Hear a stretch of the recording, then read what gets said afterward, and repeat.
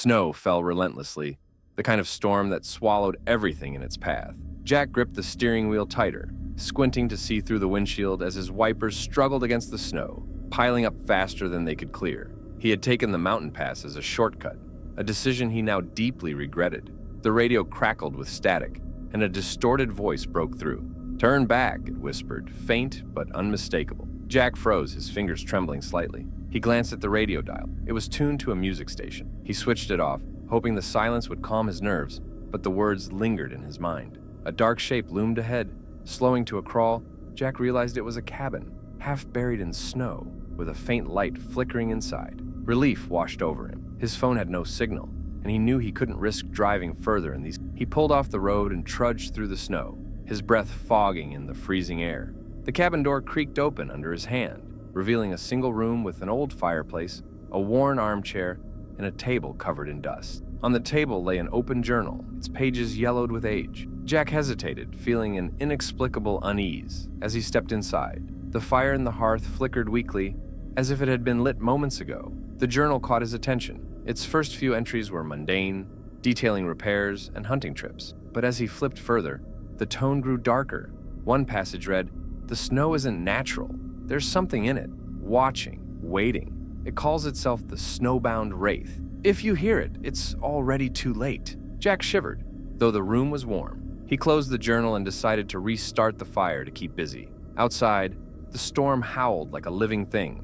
As he bent to place a log on the embers, a faint knock echoed through the room. He froze, his heart pounding. He turned toward the door, expecting to see someone through the frosted window, but there was nothing but the swirling snow.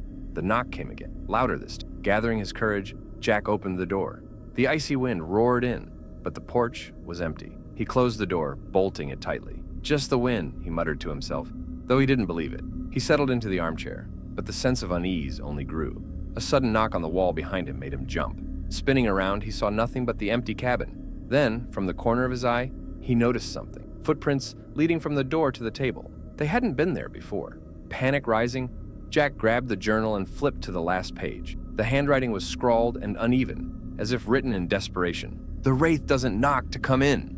It knocks to see if you're still alive." The knocking grew louder, surrounding him. It came from the walls, the floor, even the ceiling. Jack backed into the corner, clutching the journal like a lifeline. The fire flickered and died, plunging the room into darkness. Then he saw it, a shadow darker than the night, standing in the middle of the room. Its form shifted and twisted, and two piercing white eyes stared at him. Jack couldn't move, couldn't scream.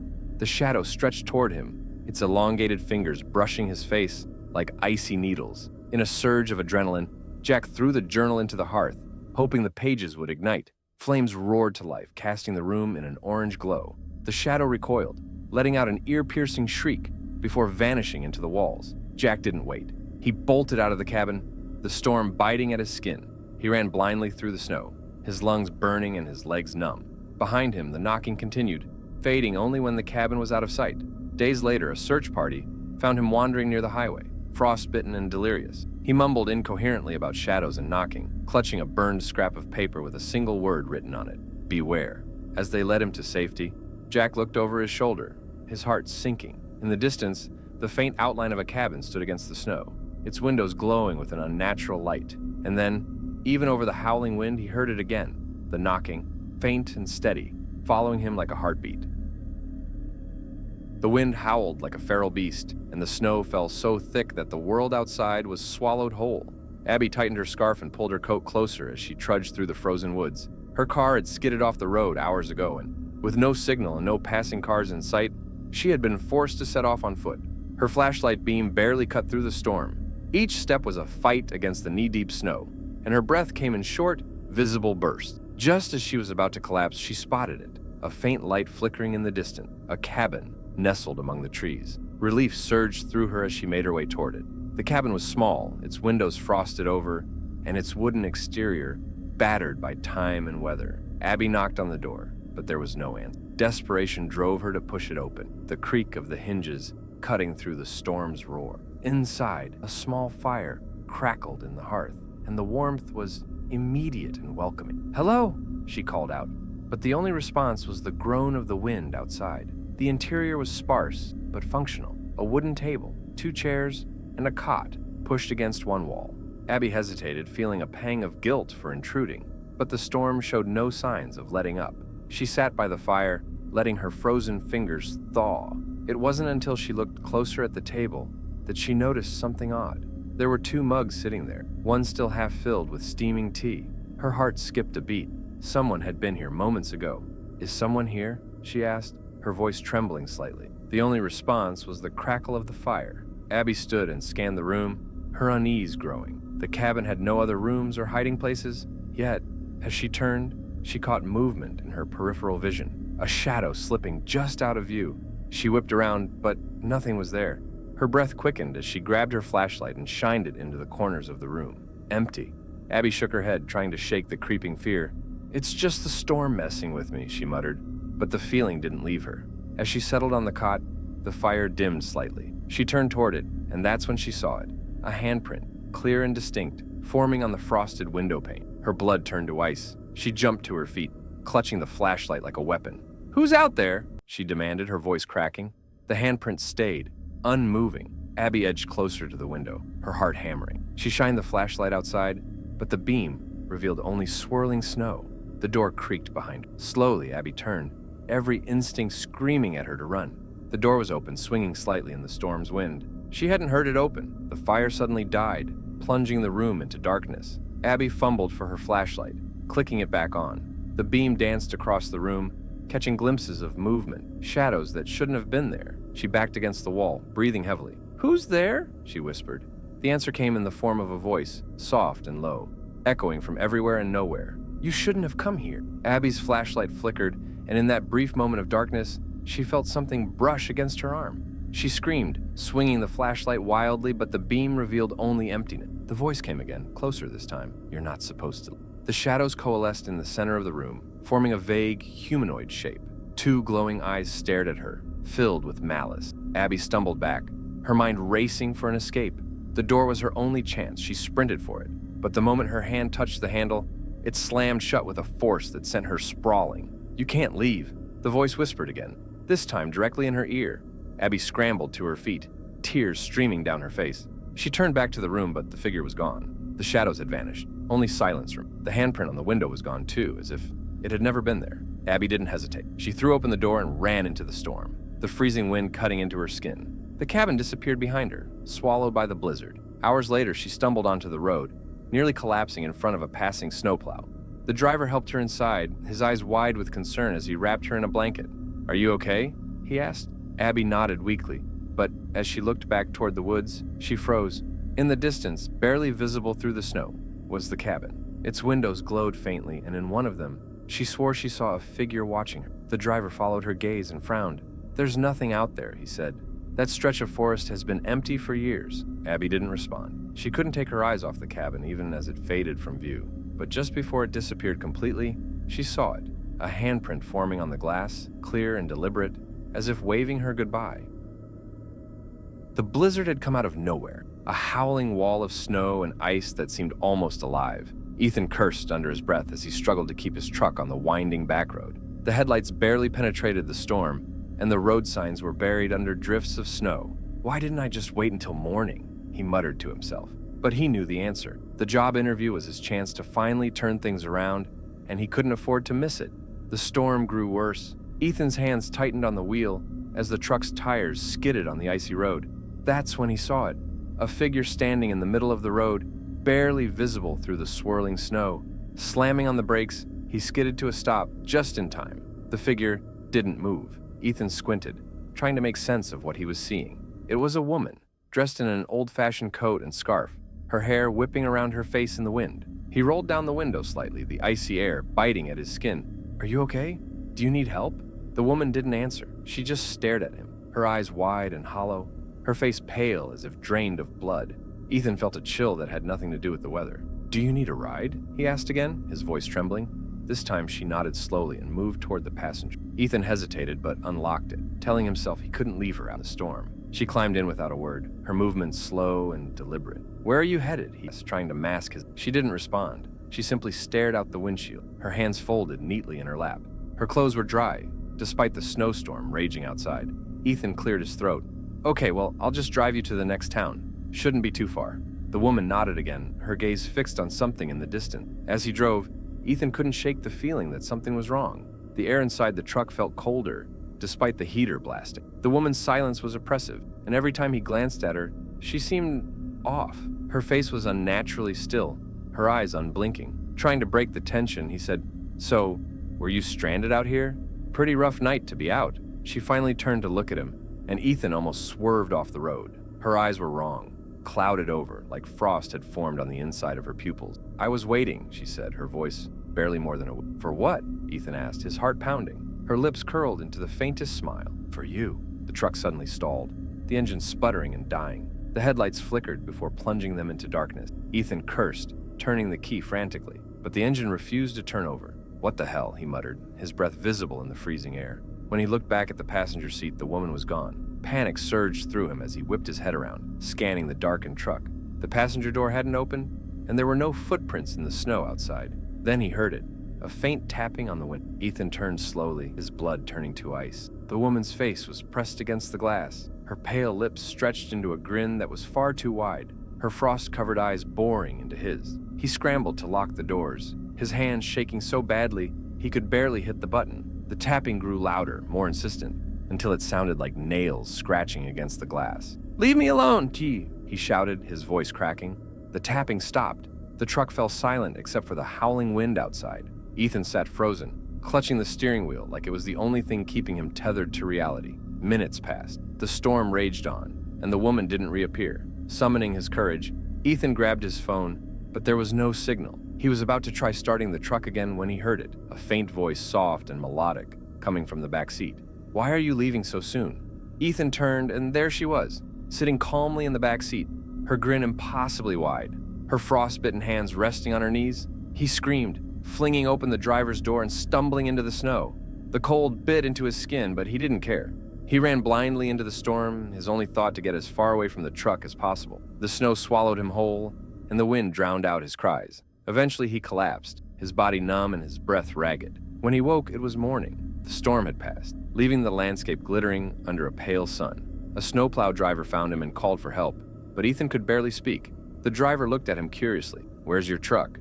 Ethan turned to point, but the road behind him was empty. There was no truck, no tire tracks, nothing. Just an unbroken expanse of snow.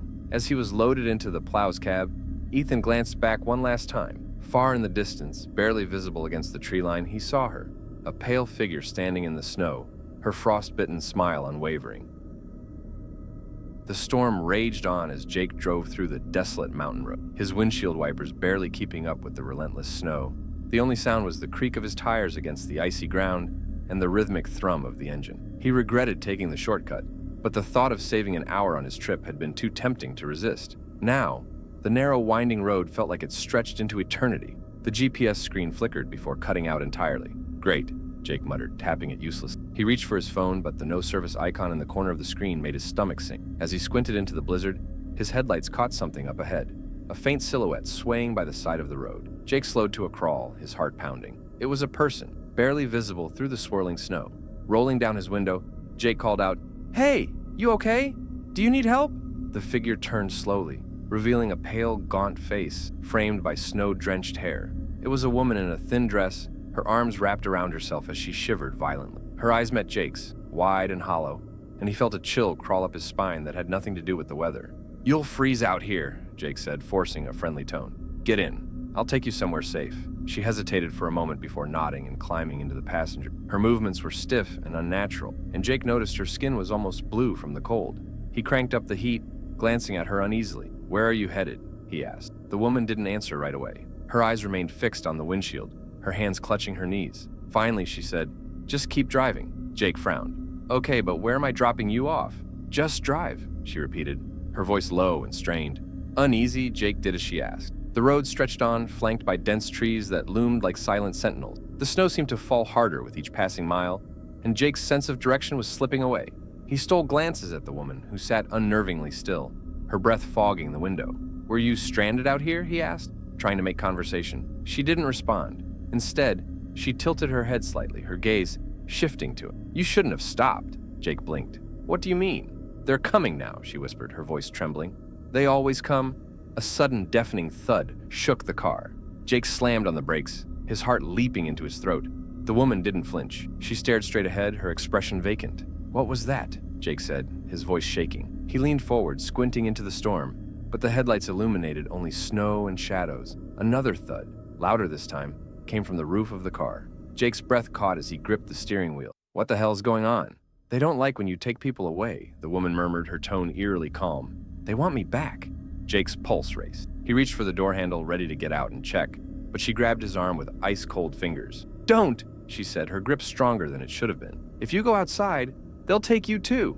The car shook violently as if something massive was clawing at it. The windows fogged over and faint shapes moved just beyond the glass. Tall, twisted figures with glowing eyes and spindly limbs. Jake's mouth went dry. "What are they?" he whispered. "They're the lost," she said, her voice distant. "Trapped in the storm. They take anyone who crosses their path." Jake's instincts screamed at him to floor the gas pedal and get the hell out of there. But the figures grew clearer, pressing against the windows.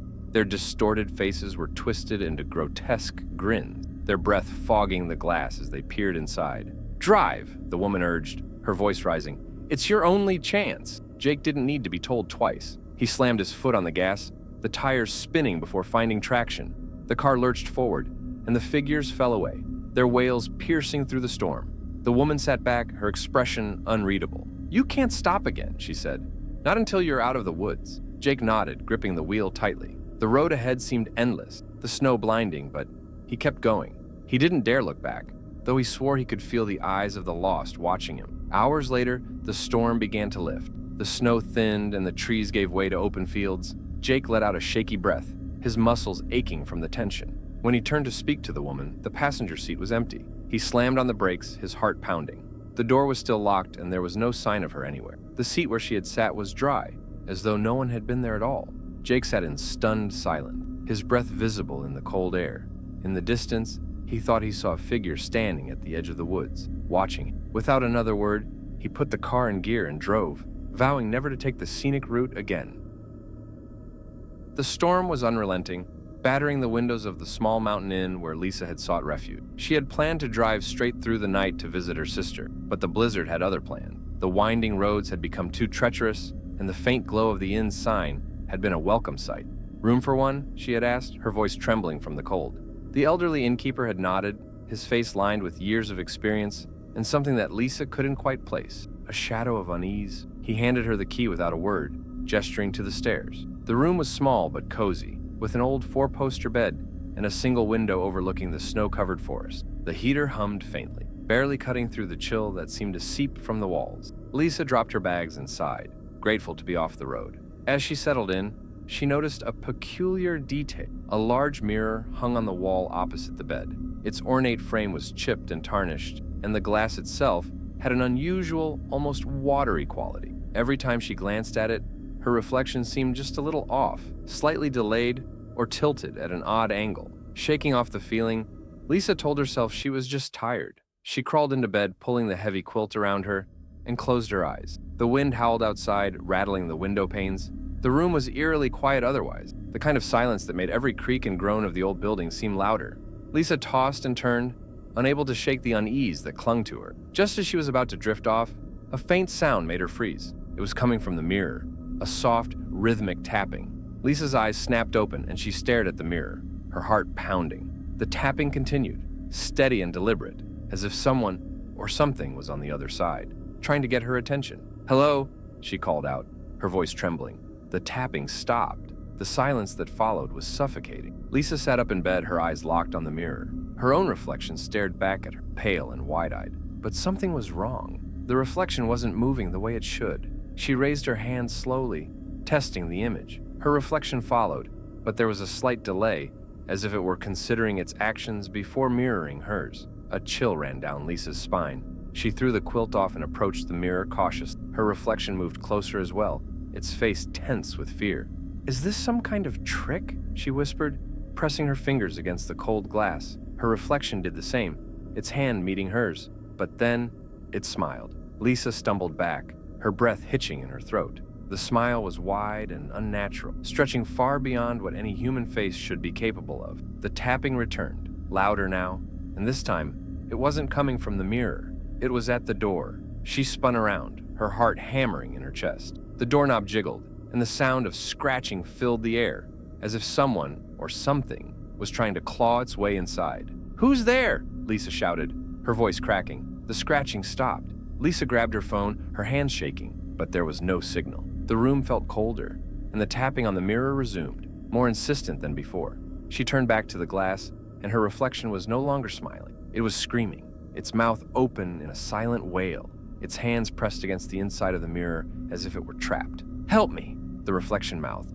its eyes wide with terror. Lisa stumbled back, her mind racing. This wasn't real. It couldn't be real. The door burst open, slamming against the wall, and a gust of freezing wind blew into the room. The light flickered, and Lisa's reflection began to change. Its features twisted, becoming darker, more grotesque. Its eyes turned black, and its grin returned, more sinister than ever. The creature in the mirror reached out, its hand pushing through the glass like water. Lisa screamed and bolted for the door, but the wind was too strong. The room seemed to warp around her, the walls bending and groaning.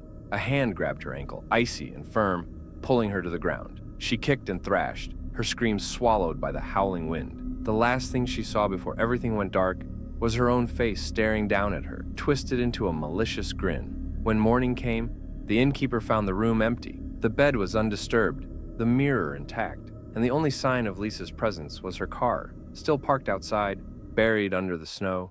The innkeeper sighed, shaking his head as he locked the room behind him. "Another one," he muttered under his breath. In the mirror, Lisa's reflection stared back, her eyes wide with terror, her hands pressed against the glass. She was trapped, just like all the others. The snowstorm had grown ferocious by the time Alex spotted the faint glow of a gas station in the distance. His car's fuel gauge blinked an ominous red, and his phone had no signal. He had been driving for hours on an empty stretch of highway, the blizzard swallowing the world around him. The sight of the gas station was a relief, though something about its lonely silhouette against the swirling snow unsettled him. The building was small and old, with a single rusted pump under a flickering canopy light. The windows were dark except for a faint glow emanating from within. As Alex parked his car, the engine sputtered and died. He grimaced, pulling his jacket tighter against the freezing wind before stepping out. The crunch of snow underfoot was deafening the stillness. Alex glanced around, hoping to see another car or any sign of life, but the station seemed utterly abandoned. A faded open sign hung crookedly on the door, swaying slightly, and pushing the door open, Alex stepped inside. The bell above the door jingled weakly, the sound muffled by the storm. The interior was dimly lit, the fluorescent lights casting a sickly yellow hue over the shelves, which were sparsely stocked with dusty snacks and outdated cans of soup. A counter stood at the far end, but no one was behind it. "Hello?" Alex called out, his voice echoing eerily. No response. He hesitated, his unease growing. A faint hum filled the air, and he realized it was coming from an old radio behind the counter, tuned to static. The sound was low, barely audible, but it sent a shiver down his spine. "Anyone here?" He tried again, louder this time. The door behind the counter creaked open, and a man stepped out. He was tall and gaunt, his face pale and lined with deep wrinkles. His eyes, dark and sunken, seemed to pierce right through Alex. "Need gas?" the man asked, his voice gravelly. "Yeah," Alex said, forcing a smile. "Ran out of fuel. Thought I wouldn't make it." The man nodded slowly, his gaze never leaving Alex. "Pumps out front, pay after." Alex nodded, eager to escape the man's unnerving stare. He stepped back outside, the storm stinging his face as he trudged to the pump. The wind howled around him, and for a moment, he thought he heard something. Whispers, faint and fleeting, carried on the wind. He shook his head, dismissing it as his imagination, and began filling the tank. The pump creaked and groaned as the gas flowed, and Alex couldn't shake the feeling that he was being watched. He glanced back at the station and saw the man standing at the window, staring out at him. A chill ran down Alex's spine, and he quickly finished fueling. As he turned back toward the station to pay, he noticed something strange. There were footprints in the snow near his car.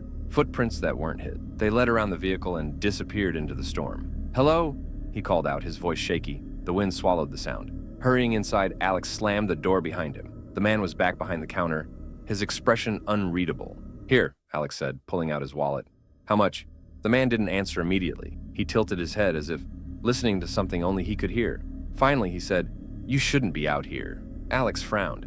"Yeah, well, the storm wasn't exactly part of the plan." The man leaned forward, his voice dropping to a whisper. "They come out in storms like this. The ones who didn't make it. They're always looking for company. What are you talking about? Alex asked, his unease deepening. The man didn't respond. Instead, he pointed to the door. Get in your car. Don't stop. No matter what you see or hear, don't stop. Alex stared at him, unsure whether to laugh or be scared. Right, thanks. Ignoring the man's cryptic warning, Alex turned and walked back to his car. As he climbed in and started the engine, he couldn't shake the man's words. They lingered in his mind as he pulled back onto the highway, the snow swallowing the station behind him. The road was barely visible, the snowstorm reducing everything to a blur of white. Alex gripped the wheel tightly, his knuckles white. The radio crackled with static, and he reached to turn it off when a voice broke through. Help, please. He froze. The voice was faint, almost drowned out by the static, but it was there. He looked in the rearview mirror, and his blood ran cold. A figure stood in the middle of the road behind him, barely visible through the storm. It was a woman, her hair matted with snow, her clothes torn. She raised a hand as if begging him to stop. Alex's instinct screamed at him to hit the brakes, but the man's warning echoed in his mind. Don't stop. His heart pounded as he pressed harder on the gas, the figure disappearing into the storm behind him. The voice on the radio grew louder, more desperate. Why didn't you stop? Alex's breath hitched. He turned off the radio, but the voice continued, now coming from everywhere at once. Why didn't you help me? Suddenly, the passenger seat creaked. Alex's eyes darted to his right, and he saw her, wet, pale, and staring at him with hollow eyes. He screamed, swerving the car. The tires skidded on the icy road, and the last thing he saw was her twisted smile as the car careened into the ditch. When Alex woke, the storm had passed. His car was half buried in snow, and the road was empty. He stumbled out, shivering, and looked around. There was no sign of the woman or the gas station. Only the faint sound of whispers on the wind remained, fading as the sun broke through the clouds. The snowstorm had been relentless for hours. The wind howled against the windows, and the snow piled up thick outside, turning the landscape into a white, unrecognizable blur. Rachel had been driving for what felt like an eternity, the headlights of her car barely cutting through the darkness. She was on a remote mountain road, heading to her family's cabin for the weekend.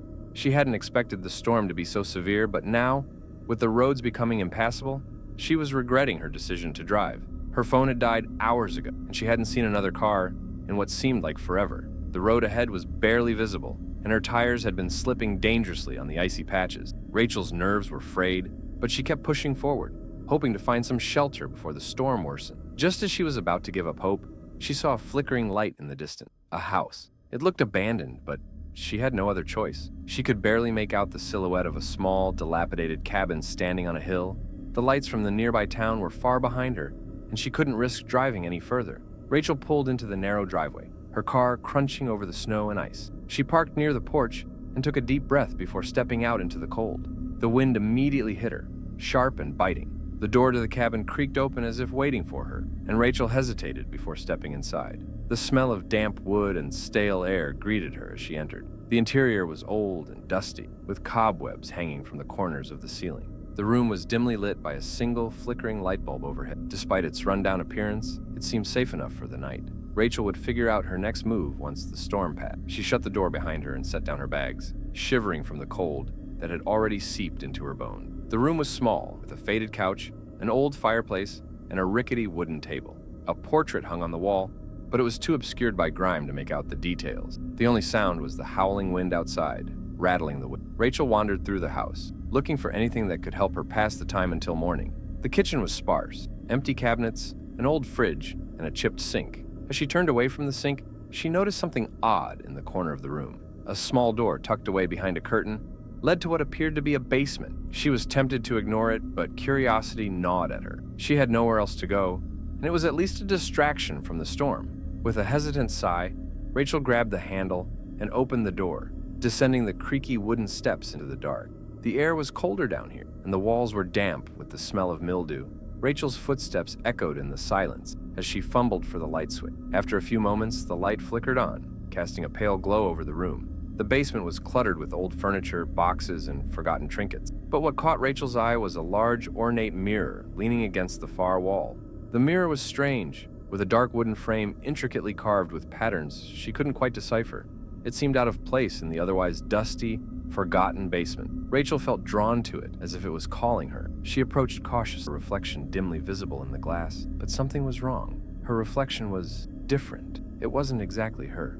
but a version of herself. Her eyes were hollow, her expression twisted into something eerie. Before she could pull away, her reflection raised a hand and placed it on the glass, mirroring her own movement. But then, her reflection's fingers pressed harder, as if it wanted to break through. Startled, Rachel stepped back, her heart racing. The room felt colder, the shadows stretching unnaturally. She turned to leave, but something stopped her. Whispers, faint at first, but growing louder, echoing around the basement. She spun around, trying to locate the source, but the basement remained empty. The whispers intensified. Now a chorus of voices, all speaking at once. Rachel felt a pressure on her chest, as though the air had thickened, suffocating her. The mirror's surface rippled, like water disturbed by an unseen force. Suddenly, the voices stopped. A heavy silence filled the basement, broken only by the sound of her own frantic breathing. "Get out!" a voice whispered, but it didn't come from the mirror. It came from behind her. Rachel whirled around, but there was no one there. She stumbled backward, her hand hitting the mirror's cold surface. The reflection before her grinned, a wicked, unnatural smile stretching across its face. The figure in the mirror wasn't her anymore. It was something else, something darker. Panic surged through Rachel's veins as the whispering resumed, now louder and more urgent. "Leave! Now!"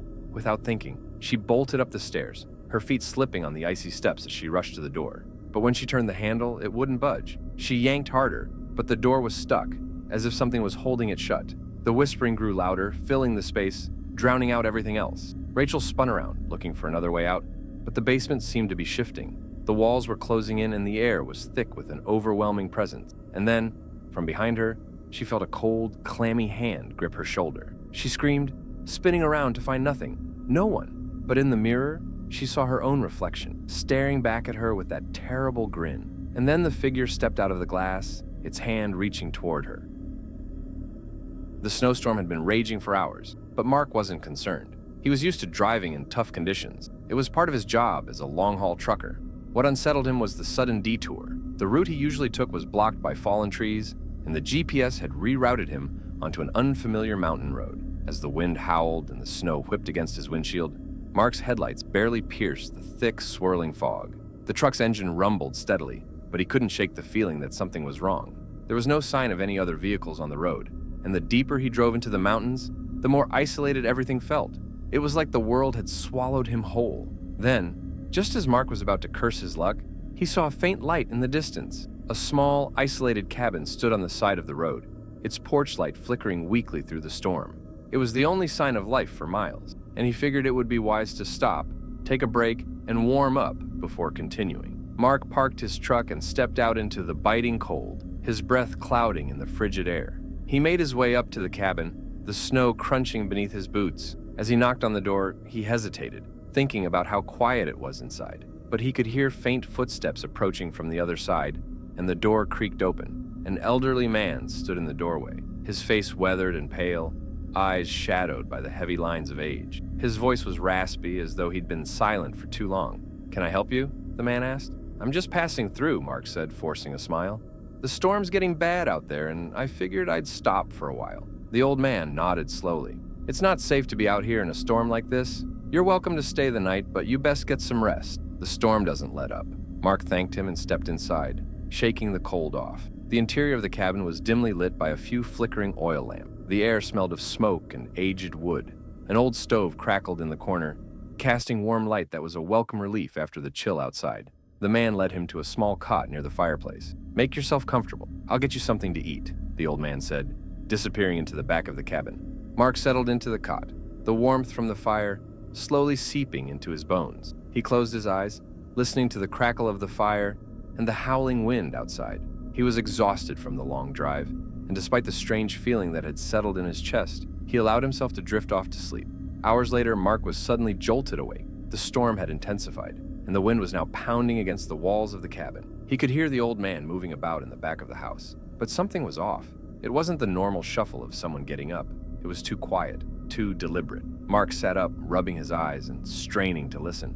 A low hum, almost a chant, filled the air. He stood up, his heart racing. The cabin was darker now, the fire in the hearth reduced to little more than embers. He quietly moved toward the back room, following the strange sound. The door to the back room was slightly ajar, and as Mark peered inside, his breath caught in his throat. The old man was standing in the center of the room, his back turned to Mark. The room was filled with strange symbols drawn in what looked like chalk on the floor, surrounding a large, ominous-looking stone in the center. The old man was muttering something under his breath, the chant becoming more insistent. Suddenly, he turned around, his eyes wide and wild. "You shouldn't have come," he hissed. "You're too late." Mark froze. He felt as though the air itself had thickened, as though something unseen had wrapped around him, pulling him toward the old man. The symbols on the floor seemed to pulse with an unnatural energy. "What are you doing?" Mark demanded, taking a step back. His pulse was racing, and every instinct told him to run, but his legs felt heavy, like they were stuck in wet concrete. The old man's lips curled into a twisted grin. "You see, this place, it isn't what it seems. The storm outside, it's a barrier. It keeps things out and in." Suddenly, the room grew colder, and the shadows seemed to stretch unnaturally long. A low growl, like an animal's, echoed from somewhere beyond the walls. Mark's heart hammered in his chest as the growl grew louder, closer, until it sounded as if it was right behind him. Before he could react, a figure appeared in the doorway, a tall, emaciated woman, her face hidden beneath a dark hood. Her skin was ashen, her eyes glowing with an eerie yellow light. Mark's body froze, and he felt an overwhelming sense of dread. The figure stepped into the room, her feet not quite touching the floor, as though she was floating. The old man stepped aside, bowing his head in reverence. "The ritual is complete," he whispered. Mark's mind raced, his thoughts jumbled with confusion and terror. This wasn't a cabin at all. It was some kind of ritualistic trap, and he had fallen right into it. The woman's voice, cold and hollow, echoed in Mark's mind. "You should never have come. The storm is for you." Before Mark could even react, the room seemed to tilt. The floor beneath him cracked open, and from the depths of the earth came a terrible, monstrous roar. The woman reached toward him, her fingers curling like claws. Mark stumbled backward, but the storm outside had stopped. It had stopped completely, leaving only the quiet, suffocating air inside the cabin. With a final scream, Mark felt himself being dragged into the blackness. The last thing he heard was the old man's voice chanting as he was pulled into the abyss. When the storm cleared, the cabin stood silent, empty. The snow continued to fall, erasing all traces of the ritual that had taken place, and in the distance, the figure of a man, pale, gaunt, and shrouded in the snow, was seen walking down the mountain road, his footsteps leaving no marks behind. The snowstorm raged outside, the wind howling with an intensity that rattled the walls of the old inn. Sarah sat near the fireplace, staring into the crackling flames, her thoughts as frozen as the landscape outside. She had arrived in town earlier that afternoon, hoping to rest before continuing her journey. But when the snow began to fall, the roads quickly became impassable, and the innkeeper had advised her to stay the night. At first, Sarah hadn't minded. The inn was cozy, with its warm wood-paneled walls and antique furniture. She had even thought it charming, almost like something out of an old ghost story. But now, as the storm worsened, something about the place felt off. She glanced around the dimly lit room. The inn was empty, save for an older couple sitting at a table by the window, staring blankly at the storm outside. The couple had barely spoken to Sarah since she arrived, and she couldn't help but feel their eyes on her whenever she moved. It was as though they were waiting for something, or someone. The clock on the wall struck midnight, and Sarah's unease deepened. She decided to retire to her room, but as she passed the hallway leading to the stairs, she noticed a door at the end of the corridor that she hadn't seen before. It was old and weathered, its wood warped from years of neglect, but there was something about it that drew her in. Curiosity got the better of her, and she approached the door. The handle was cold to the touch, and when she turned it, the door creaked open, revealing a dark, narrow staircase descending into an underground chamber. Sarah's heart raced, a sense of dread crawling up her spine. The storm outside seemed to fade away, replaced by a strange stillness in the air. The only sound was the echo of her own breathing as she hesitated at the top of the stairs. Against her better judgment, Sarah descended into the darkness. Each step creaked beneath her weight, and the air grew colder the farther she went. When she reached the bottom, she found herself in a small, dimly lit room. The walls were lined with shelves, filled with old books and strange trinkets. But what caught her attention was the large, cracked mirror hanging on the far wall. The mirror's surface was clouded with it, but Sarah could make out the faint reflection of herself. She stepped closer, her breath fogging up the glass. But as she looked deeper, her reflection began to change. It started with her eyes. Her reflection's pupils grew wider, more unnatural, until they were nothing but dark voids. Her face twisted into a grotesque smile that sent a chill down Sarah's spine. She stepped back, heart racing, but the reflection didn't move. It stayed there, grinning as if mocking her. Suddenly, a voice broke through the silence. "You shouldn't have come." Sarah spun around, but the room was empty. The air was thick, heavy with something dark and oppressive. She turned back to the mirror, but this time, her reflection was no longer standing still. It was moving, slowly, deliberately. It raised a hand, as if reaching for. Terrified, Sarah stumbled backward, her pulse pounding in her ears. She turned to leave, but the door to the staircase had vanished. She was trapped. The walls seemed to close in on her, the temperature dropping rapidly. The air smelled foul, like damp earth and decay. The voice spoke again, this time closer, as if it were whispering directly into her ear. "You are not alone here." Sarah spun around, her eyes wild with panic. In the reflection of the mirror, the dark figure of a woman appeared, her face hidden beneath a hood. The figure's hands were pressed against the glass, and the air around Sarah grew thick with an otherworldly energy. The figure in the mirror began to move closer, its hand now reaching through the glass, emerging from the reflection as though it were reaching into her world. Screaming, Sarah ran toward the stairs, but the floor beneath her gave way. She fell into the abyss, the darkness swallowing her whole. When she awoke, she was back in the inn, lying on the cold wooden floor of her room. Her clothes were soaked, and her heart was still racing from the terror she had just experienced. She sat up, looking around frantically, but everything seemed normal. The storm still raged outside, and the inn was as quiet as it had been earlier, but something was wrong. The clock on the wall struck midnight again. Sarah's breath caught in her throat as she glanced toward the window. The snow outside had stopped, and in its place, the landscape had transformed into a dark, barren wasteland. The once cozy room now felt cold and lifeless, the walls seeming to close in on her. And then she saw it.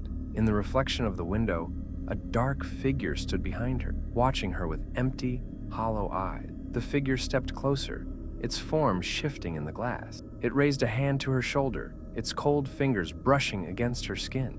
The door to her room creaked open. Sarah spun around, but no one was there. She was alone, but she wasn't. A voice echoed in her, repeating the same chilling words. "You shouldn't have come." And in the mirror, Sarah's reflection smiled back at her. She was trapped.